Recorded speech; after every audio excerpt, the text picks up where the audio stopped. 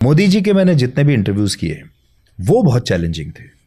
तो अगर आपको कभी ये देखना हो कि एक ऐसा इंटरव्यू जो आपके लिमिट्स को चैलेंज करे, जिसके लिए आपको बहुत ज़्यादा तैयारी करके जाने की ज़रूरत है, वो प्रधानमंत्री का इंटरव्यू होता है। मोदी जी का पहला इंटरव्यू कब किया था आपने?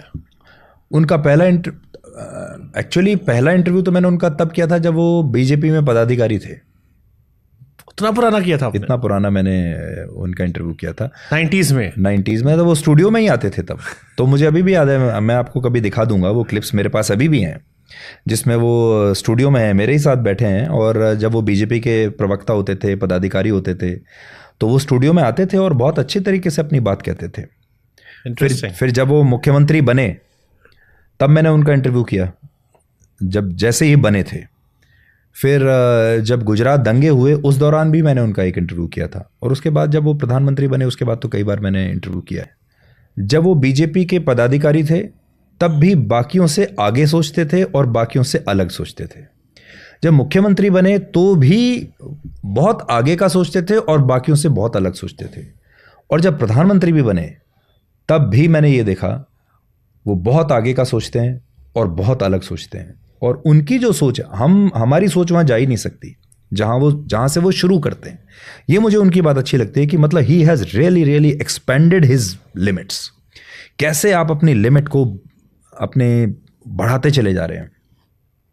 तो जब मैं कई बार सोचने की भी कोशिश करता हूँ कि इस सिचुएशन में वो क्या करेंगे, तो आप अंदाज़ा नहीं लगा सकते, क्योंकि जहाँ आपकी क्षमता खत्म हो जाएगी उनकी शुरुआत वहाँ से होती है। ये बात मुझे उनकी बहुत अच्छी लगी। प्रेशर होता है उनका इंटरव्यू लेने में? हमारे ऊपर तो बहुत होता है। वो आप इतना बड़ा देश क्या शायद दुनिया का सबसे बड़ा इंटरव्यू करने आप जा रहे हैं, तो एक प्रेशर होगा आपके ऊपर। लेकिन दूसरा प्रेशर ये है कि वो he is not a easy person to interview, क्योंकि हर आंकड़ा उन्हें याद है। उनके फिंगर टिप्स पे एक एक चीज़ है। उनकी याददाश्त इतनी तगड़ी है कि अगर आप 25 साल पुरानी भी बात अगर आप करोगे तो वो शायद आपसे बेहतर उनको याद होगा और वो आपको करेक्ट कर देंगे। तो जब आप उनको इंटरव्यू करेंगे ना, आपने ज़रा भी कोई स्टेटमेंट दिया तो वो आपको करेक्ट कर सकते हैं।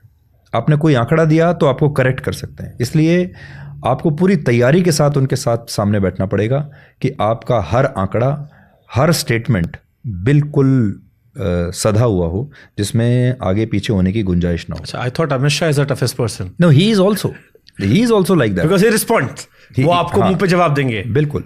अमित शाह का भी ऐसा ही है। उनको भी पूरा होमवर्क उन्होंने किया हुआ है। देखिए, कुछ लोग तो ऐसे होते हैं जो होमवर्क एक्स्ट्रा करते हैं कि भाई इंटरव्यू से पहले थोड़ी तैयारी कर ली। ये ऐसे लोग हैं जो ऑलरेडी तैयार रहते हैं, 24 घंटे उसी मोड में हैं। उनको एक्स्ट्रा ना पेपर पढ़ने की ज़रूरत है, ना कोई आंकड़े देखने की ज़रूरत है, ना कोई रिसर्च मंगवाने की ज़रूरत है। They are ready. आप मतलब उनसे अभी जाके अभी इंटरव्यू कर लो, they will remember each and everything. हर आंकड़ा उनकी फिंगर टिप्स पे होगा और आपको बता देंगे कि ये ऐसे है, ये ऐसे है, ये ऐसे है।